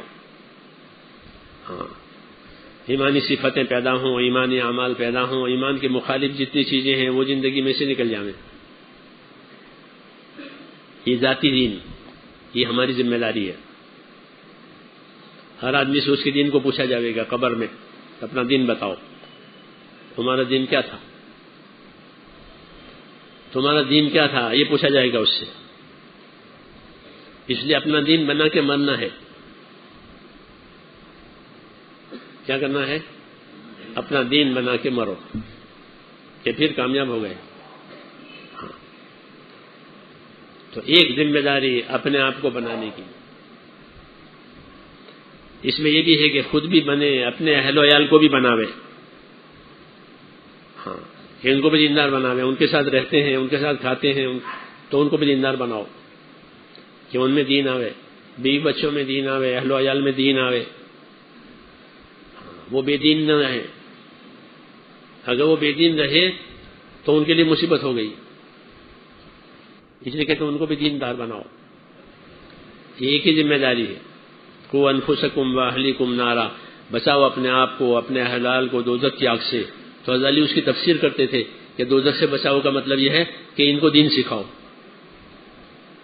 اپنے آپ کو بھی دین سکھاؤ، اپنے اہل کو بھی دین سکھاؤ تاکہ وہ دوزخ سے بچ جاوے. جی ہاں، یہ ایک ذمہ داری، یہ ایک ذمہ داری. ہاں، یہی اسی ذمہ داریوں پر دین قائم ہوا ہے. جس زمانے میں سیکھنے سکھانے کے اسباب وسائل کم تھے، جب بھی لوگ سکھاتے تھے اپنے آپ کو بھی، اپنے اہل و عیال کو بھی. ہاں، اور بہت مضبوط تعلیم ہوتی تھی. حالانکہ اسباب وسائل کچھ زیادہ نہیں تھے لیکن ان کو سکھاتے تھے تاکہ وہ بے دین نہ رہے. دوسری ذمہ داری ہوتی ہے کہ اپنے ماحول کو دیندار بناؤ. ہر نبی اپنے ماحول کے لیے بھیجا جاتا تھا. یہ ماحول ان کو دیا ہے کہ اس ماحول میں دین لاؤ. تو اس ماحول میں دین لاتے تھے. ان کو خاص ایریا دیا جاتا، جیسے ڈویژن ہوتے ہیں پولیسوں کے، ڈاک خانوں کے، ایسے ہی نبیوں کو دیا جاتا تھا کہ اس ماحول کو دیندار بناؤ. تو اس ماحول کو دیندار بناتے تھے، اس ماحول میں محنت کرتے تھے، اس ماحول میں دین پر جینے والے پیدا کر دیتے تھے، وہ تیار کرتے تھے. اب وہ نبی تو کوئی آئے گا نہیں، تو اپنے ماحول کی دینداری بھی کہ ہمارے ذمہ آئے گی. اس لیے جو لوگ ماحول میں دیندار ہیں وہ اپنے ماحول کو دیندار بنائیں. ماحول وہ کہلاتا ہے جہاں اپنی ضروریات کے لیے آدمی جاتا ہے. اگر یہ آدمی تجارت کے لیے کلکتہ جاتا ہے تو اس کلکتہ اس کا ماحول ہے. کیوں کہ اپنی ضرورت کے لیے جاتا ہے تو اس کو وہاں دین کی ضرورت پڑے گی، کیوں وہاں بے دینی ہوگی تو اس پر اثر پڑے گا. پڑے گا نہیں پڑے گا. اس لیے اس کام میں یہ طریقہ ہے کہ اپنا ماحول قریب کا بھی ہوتا ہے، بعید کا بھی ہوتا ہے، کیونکہ ہم ضرورتوں کے لیے قریب بھی جاتے ہیں، بعید بھی جاتے ہیں. یہ سب ماحول کہلاتا ہے. ہاں، اس لیے اپنے ماحول کی فکر کرنا کہ ہمارے ماحول میں دینداری آوے، ہمارے ماحول کے لوگ بے دین نہ بنے. اس لیے کہ اگر وہ ماحول بے دین بنا تو آدمی کا دین پر جینا مشکل ماحول کی وجہ سے. ہاں، آپ لوگ دنیا میں جاتے ہو تو دیکھتے ہیں کہ ماحول وہاں نہیں ہے تو ان کا اپنے دین پر جینا مشکل. ہم امریکہ میں تھے سن 80 میں، تو ہمارے ایک ڈاکٹر صاحب تھے، پڑوس کے تھے، دیندار آدمی تھے. تو گرمی کا زمانہ آیا، ہمارا تو وہاں سال لگا تھا، تو گرمی کا زمانہ آیا تو وہ موزے پہنے چمڑے والے. تو گرمی کا زمانہ آیا تو وہ موزے پہنے چمڑے والے، چمڑے کے موزے پہن کے جانے اسپتال. میں نے کہا ان سے، میں نے کہا گرمی نہیں لگتی آپ کو؟ کہ مولوی صاحب وہاں پاؤں نہیں دھو سکتے، پاؤں نہیں دھو سکتے. اسپتال وہ ٹپ ہوتے ہیں، ٹپ ہاتھ دھونے کے، تو ٹپ میں ہاتھ دھو سکتے ہو، پاؤں نہیں دھو سکتے. ہم لوگ اناڑی، ہماری جماعت صرف انگوٹھا چھاپ تھے ہم لوگ. تو ایک ہمارے ساتھیوں نے وہاں ٹپ میں پاؤں دھو لیے. وہاں ایک ایریا ہوتا ہے کیفیٹیریا، وہاں لوگ چائے پانی کرتے ہیں، گاڑیوں والے اور یہ سب، تو وہ صاف ستھرا ہوتا ہے. تو ہم تو وضو کرتے ہیں تو وہ پاؤں اٹھا کے پاؤں دھوتے ہیں اسی ٹب میں.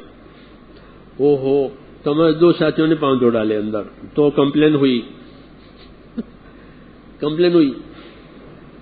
کہ انہوں نے یہاں پاؤں دھوئے ہیں. اور پھر وہ برش والا آیا، پاؤڈر والا آیا، تو وہ اس کو دھویا اور پاؤڈر سے کیا کر. اب ہمارے تو 5 مرتبہ پاؤں دھلتے ہیں. تو ہمیں نہیں معلوم، ہم پر یہ گزری جب پتہ چلا ان کا، تو وہ کہ اسپتال میں پاؤں نہیں دھو سکتے، تو میں وضو کر کے مسا کر لیتا ہوں. تو پاؤں دھونا بھی مشکل ماحول نہ ہونے کی وجہ سے. ہاں،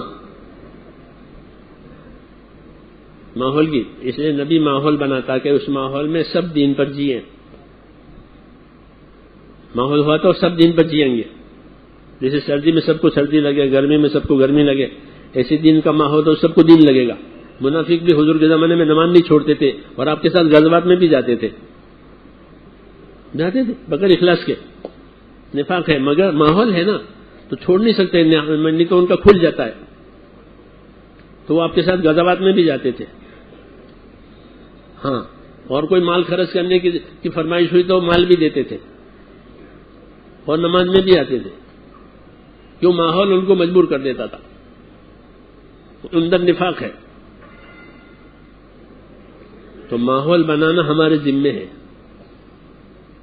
اس لیے اپنی دینداری کو حرکت میں لانا ضروری ہے. جب حرکت میں دینداری آئے گی تو ماحول بنے گا. حرکت کو اور دعوت کو ہر کام کے ساتھ جوڑا گیا ہے.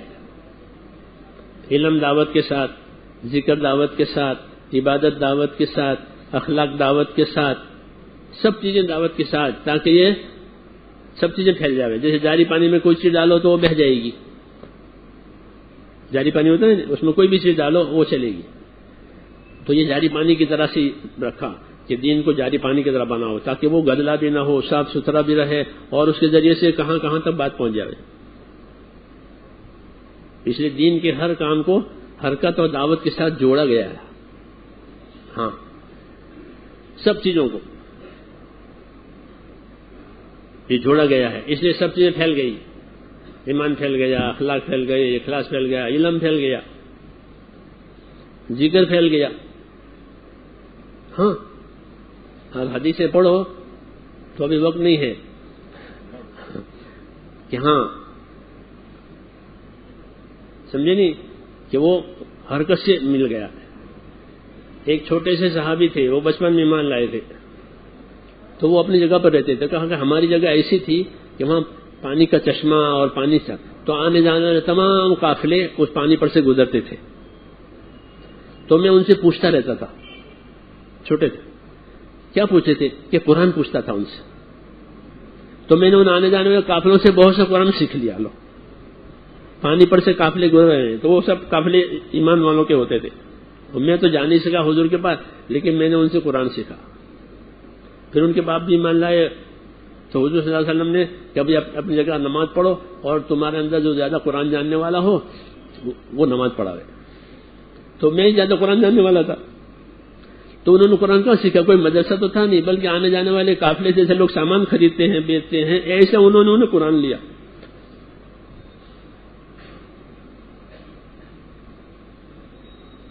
قرآن شریف کو بھی حرکت دی,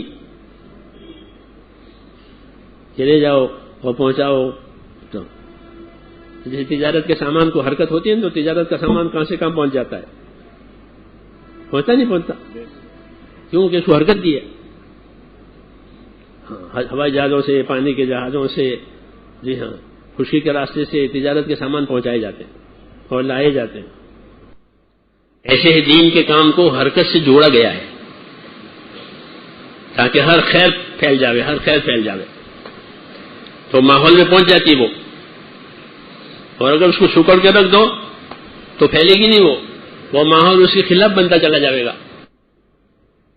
تو اپنے علم پر عمل کرنا مشکل ہو جائے گا. اپنے دین پر چلنا, جیسے میں نے کہا ڈاکٹر صاحب کی طرح پابند ہو سکتا, ہاں پابند ہے. بزرگوں سے اس کا تعلق تھا, مولانا احمد علی صاحب لاہوری سے ان کا تعلق تھا, ان کے بیٹوں سے. لیکن اب ماحول کہاں کا, امریکہ کا. ہاں, تو حرکت دینے سے ماحول بنتا ہے, ماحول میں چیز پہنچتی ہے. حضور صلی اللہ علیہ وسلم نے امت کو حرکت دی ہے, امت کو حرکت دی ہے کہ امت اپنا دین کو لے کر حرکت میں آوے. تو حرکت میں آنے کا فائدہ کہ خود اپنے دین پر باقی رہے گی اور دوسروں کو دین مل جائے گا. جسے بیچنے والوں کو نفع ملتا ہے اور خریداروں کو مال ملتا ہے, پھر یہ پھرتے ہیں نا, ہاں, تو لوگوں کو مال مل جاتا ہے اور ان کو نفع ملتا ہے. ایسے ہی امت میں تو اس لیے اپنے ماحول کو دیندار بنانا یہ ذمہ داری ہے. ہاں, کہ اپنے ماحول کو دیندار بناؤ, کہ تمہارے ماحول میں گوشے گوشے میں دین کی ہوا پہنچ جاوے, دین کی روشنی پہنچ جاوے. اس کو مقامی کام کہتے ہیں, مقامی محنت کہتے ہیں. یہ نبیوں کی تھی, مقامی محنت نبیوں کی محنت کا نمونہ ہے کہ ان کو ایک مقام دیا جاتا تھا, یہاں کام کرو, تو وہ اس ماحول کو گرما دیتے تھے اپنی محنت سے, وہ ماحول دیندار بن جاتا تھا. پھر دین والے کامیاب ہو جاتے تھے, جنہوں نے نہیں مانی وہ ہلاک ہو جاتے تھے. ہاں, ایسے کام کرتے تھے ایک مدت تک. تو مقامی جو محنت ہے اس کی مشابہت نبوت کی محنت سے ہے. اور تیسری ذمہ داری پورے عالم کی ہے, پورے عالم کی, کہ پورے عالم کی ذمہ داری یہ امت کے ذمہ ہے. جیسے حضور صلی اللہ علیہ وسلم پورے عالم کے لیے ہیں, پورے عالم کے لیے. قل یا ایھا الناس انی رسول اللہ الیکم جمیعا, کہ اے نبی بتا دو, اے لوگو, اے مسلمانوں نہیں, اے عرب نہیں, اے لوگو, تو لوگوں میں سب آ گئے. اے لوگو, میں تم سب کی طرف سے اللہ کا بھیجا ہوا رسول ہوں. ہاں, تو آپ کو سارے عالم کے لیے, اور امت بھی سارے عالم کے لیے. اخرجت للناس, وہ بھی للناس ہے, یہ بھی للناس, ایک ہی بات. یہ امت بھی پورے عالم کے لیے, کہ نبی کی ذمہ داریوں کو سمجھے گی, سیکھے گی اور پورے عالم میں لے جائے گی. پورے عالم میں لے جانا کہ یہ بھی ہماری ذمہ داری ہے. آخری امت ہے, ان کے بعد آخری پیغام ہے, اس کے بعد کوئی امت نہیں ہے, جیسے اس کے بعد کوئی نبی نہیں ہے, اس امت کے بعد کوئی امت نہیں. اور ان کے نبی کے بعد کوئی نبی اپنی دعوت لے کر نہیں آئے گا. ہاں تو یہ آخری ذمہ داری ہماری پورے عالم کی، یہ پورے عالم میں اللہ کی بات چلے، یہ تیسری ذمہ داری ہے. ہاں اور یہ بڑی ذمہ داری ہے.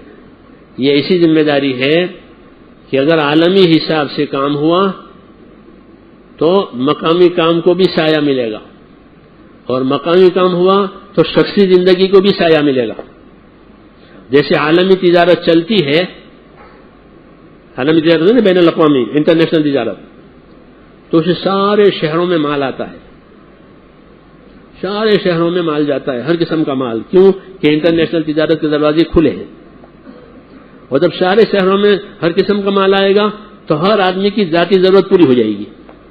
مجھے دوا کی ضرورت ہے کہ دوا یہاں آ رہی باہر سے، مجھے فلاں چیز کی ضرورت ہے کہ وہ بھی باہر سے آ رہی ہے. کیوں؟ تجارت کے دروازے کھول دیے. تو یہ کام تجارت کی طرح سے ہے. اگر تجارت عالمی پیمانے پر کھلی ہوئی ہے تو ہر شہر میں ہر چیز جا سکتی ہے، اور ہر آدمی کو اپنی ضرورت کی ہر چیز مل سکتی ہے. اس لیے اوپر کا درجہ ہے ختم نبوت والی محنت کا. یہ محنت چالو کرو کہ ہر جگہ پورے عالم بات جائے، تو اس کے نیچے جو مقام کی محنت ہے نا وہ بھی ہو جائے گی، کیونکہ وہاں کام سیکھ کرائیں گے، اپنے مقام پر کریں گے، اپنے مقام پر کام کریں گے تو ہر آدمی کی ذاتی زندگی میں دین آنے کا امکان ہو گیا، کیونکہ وہ ہر آدمی محنت کریں گے اپنے مقام پر. یہ ترتیب ہے. تو میں انڈونیشیا گیا تو ان کو اشکال تھا کہ ہندوستان میں اسلام پھیل گیا تو یہاں چلے آئے. ہاں ہوتا ہے نا. شروع پہلی جماعت تھی میری وہ سماٹرا میں 1972 میں، 38 سال ہو گئے. تو ہم نے ان کو بٹھا کے یہ بات سمجھائی تھی، یہی کہ ختم نبوت کے طرز پر کام کرو گے عالمی تو اس کے نیچے مقامی تقاضے پورے ہوں گے، اور مقامی تقاضے پورے ہوں گے تو شخصی زندگی دیندار ہو جائے گی. پھر تاجر میں تجارت کا دین آئے گا، مزدور میں مزدوری کا دین آئے گا، مالدار میں مالداری کا دین آئے گا. کیوں کہ مقام پر محنت ہو رہی ہے تو ہر ایک کو اپنے ملے گی. جیسے باہر سے چیزیں آتی ہیں تو ہر ایک کو اپنی ضرورت کی چیز مل جاتی ہے، اور تجارت بند ہو جائے تو پھر شارٹیج ہوگا کہ باہر سے مال کی آمد بند ہے تو کیا ہو جائے گا؟ کہتے ہیں شارٹیج. اب چیزیں مہنگی ہو جائے گی، ہر ایک کو نہیں ملے گی، خاص لوگوں کو ملے گی کیونکہ پاس پیسے ہیں. ایسے جب یہ محنت بند ہو جائے گی تو خاص لوگوں کی دینداری رہ جائے گی، اور عوام بے دین ہو جائیں گے. جیسے عوام کلاش ہو جاتے ہیں، غریب ہو جاتے ہیں. یہ عام لوگوں بے دین ہو جائیں گے. کیوں کہ وہ جو سطح سے اوپر کی اس سے کام بند ہو گیا. ختم نبوت یہ ختم تقاضا یہ ہے کہ سارے عالم کی فکر کر کے سارے عالم میں دین لے جاؤ اپنی جان مال سے. کس سے؟ اپنی جان مال سے. یہ آسان ہے، کسی کے محتاج نہیں ہے. جس کے پاس جتنی طاقت ہے اتنے لگاوے ہے، جس کے پاس جتنی طاقت ہے اتنے لگاوے ہے، تو اللہ ان کو اور دیں گے. جیسے صحابہ نے اپنی طاقت لگائی پھر اللہ نے ان کو دیا. پہلے فقیری آئی، محتاجی آئی، بھوک آئی، پھر وہ بھوک ختم ہو گئی، پھر بہت دیا. ہاں بہت دیا اللہ نے، کہ کوئی تقاضا باقی نہیں رکھا کہ فلاں کام کرے کہ میں کروں گا. طاقت بھی ملی خوب. ایسے ہی کہ خرچ کرو اللہ تم پر خرچ کرے گا. حضور فرماتے تھے تم لگاؤ اللہ تم پر لگاوے گا. ہاں تو یہ ہے ہماری ترتیب کہ عالمی سطح پر فکر کریں تاکہ ہر گوشے میں نور پہنچ جائے. یہ اصل ہے حضور صلی اللہ علیہ وسلم کا منصب ہے. یہ پورے عالم کی فکر کرنا، پوری امت کی فکر کرنا. حضور نے قربانی کی بھی بکری کی دی تو پوری امت کو ثواب ہو جائے اس کا کہ یہ بکرا جو ہے یہ میری امت کے لیے. 2 بکرے ذبح کیے، 2 مینڈے حدیثوں میں. 1 مینڈا ذبح کر کے کہ یا اللہ یہ کس کے لیے؟ میری امت کے لیے. تو ہمارے پاس حضور کے مینڈے کا ثواب ہے. ہاں آپ نے ہمارے لیے 1 مینڈا قربان کیا پوری امت کے لیے، ہے نا؟ حدیثوں میں پڑھنا، علماء سے پوچھو. ہاں تو آپ کی قربانی کا ثواب ہمارے پاس ہے. جی ہاں ہم امت میں ہیں. ایسے آپ کا کام کہ وہ ہر امتی کے ذمہ ہے. خوش نصیب ہے جو اس سطح پر اپنے جان مال کو سوچے یہ اللہ دے گا، اور جو اللہ دے، نبی کی سنت یہ تھی کہ امت کا مال امت کے لیے. حضور کے پاس آتی تھی نا، بہت چیزیں آتی تھی، تو وہ کہاں جاتی تھی؟ کہ امت پر لگا دیتے تھے. یہ نبی کی سنت تھی کہ امت کا مال، آپ کے پاس ہدیے آتے تھے، نذرانے آتے تھے، ہاں بہت بہت چیزیں آتی تھی. جی ہاں، جب آپ کی شان ظاہر ہو گئی پھر بہت بہت دنیا آتی تھی. تو کس کو دیتے تھے؟ عائشہ کو، چلا الماری میں رکھ دو یہ چابی، کہ نہ. ہاں، بلکہ ایک دفعہ عائشہ کو 7 دینار دیے تھے بیماری میں کہ اس کو کسی کو دے دینا، وہ آپ کی بیماری کی وجہ سے دے نہیں سکی. پھر تقاضا ہوا کہ عائشہ وہ دیناروں کو کیا ہوا؟ کہ یا رسول اللہ، آپ کی بیماری کی وجہ سے دے نہیں سکی، کہ دے دو، میں اللہ کے پاس یہ حال میں جاننا نہیں چاہتا کہ میرے گھر میں دینار ہو. تو امت کا مال امت کے لیے، امت پر لگایا، اللہ کے بندوں پر لگایا. یہ سنت پیغمبر ہے، اس کو ایثار کہتے ہیں. کیا کہتے ہیں؟ ایثار، کہ اپنی ضرورت نہیں دیکھی، دوسروں کی دیکھی، اس کو ایثار کہتے ہیں. یہ نبی ایثار سے کام پھیلا ہے، ایثار سے دین پھیلا ہے، ایثار سے لوگ اپنے بنے ہیں. ان پر احسان کیا ہے اور ان سے کچھ نہیں مانگا، اس لیے محبت ہو گئی. تو ہم اپنی جان مال لگاویں گے نا تو لوگ ہم سے محبت کریں گے، پکی بات ہے. دیکھ لینا کہ جہاں جان مال لگاؤ گے وہ آپ سے محبت کریں گے، جہاں جان مال لگا وہ آپ سے محبت کریں گے. ہاں، اس لیے اپنا جان مال لے کر کے پورے عالم کے حساب سے کام کرنا، تو پورے عالم پر ہدایت بھی آئے گی، پورے عالم پر مدد بھی آئے گی اللہ کی. یہ اللہ کے وعدے ہیں. ہاں، اس لیے اپنے کام کو اچھی طرح سمجھنا، گہری نظر سے سمجھنا، تاکہ ہم متاثر نہ ہوں اور اپنا کام کریں. اپنی ذاتی زندگی بھی زنداری بنے، ہمارا ماحول بھی زنداری بنے، اور سارے عالم میں بھی یہ جاوے کہ حضور صلی اللہ علیہ وسلم کی دعوت اور نبوت کہ وہ تو بارش کی طرح سے ہے. بارش کی سب کو ضرورت ہے، کوئی بغیر بارش کے زندہ نہیں رہ سکتا. رہ سکتا ہے؟ ہاں، اللہ تعالیٰ ضابطے سے بارش برساتے ہیں، ہر سال بارش ہوتی ہے، اس لیے بغیر یہ زندہ نہیں رہیں گے. ایسے ہی آپ نے فرمایا میری دعوت، میری نبوت یہ بارش کی طرح سے ہے، سب کی ضرورت کی چیز ہے. لیکن بعضوں کو ضرورت کا پتہ نہیں ہے، اس لیے ان کو پتہ کرنا اور ان کو اس لیے طلبگار بنانا. یہ دعوت کی غرض ہے کہ لوگ دین کے طلبگار بنے، پھر وہ دین لیں گے. ہاں، پھر وہ دین حاصل کرنے کی تدبیریں کریں گے. جیسے ایڈورٹائز والے ہیں نا، اپنے ایڈورٹائز سے لوگوں کے دلوں میں اس کی طلب پیدا کراتے ہیں، پھر وہ خود خریدیں گے، ادھر بھی خریدیں گے، قسطوں پر خریدیں گے، سود سے خریدیں گے، کیونکہ طلب ہو گئی، اب وہ مجبور ہیں. ایسے امت میں دین کی طلب پیدا کراؤ تو امت خود دین تلاش کرے گی. ہاں، اللہ نے ان میں صلاحیت رکھی ہے، چاہے ہمارے اندر اہلیت نہ ہو تو بھی کام کرو. مولانا علیہ صاحب فرمایا تمہارے اندر اہلیت نہیں ہے کام کرنے کی تو بھی کام کرو.